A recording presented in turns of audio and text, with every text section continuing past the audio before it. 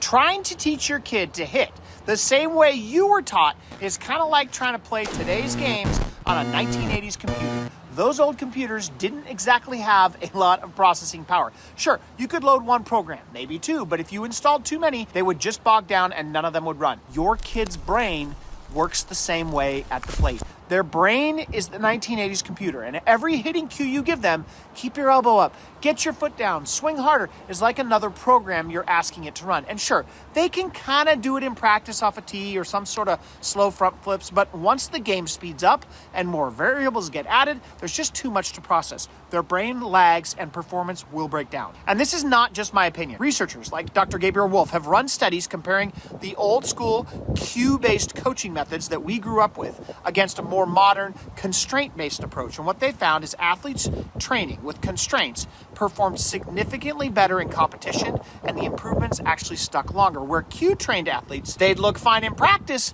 but under pressure, they tend to fall apart. And that's why here at our Centralia hitting facility, we don't overload kids with verbal cues. We use instead a constraint-based approach to make sure their practice sessions actually transfer to the game, just like it did for Kennedy last weekend, who's only been with me for a month, but when she finally connected the dots with the stuff we were working on, she smashes this ball off the wall. So if you're tired of practice not carrying over into the games, drop the word assessment below and I will DM you details on how we can design a practice routine that finally gets your hitter on the right track this season.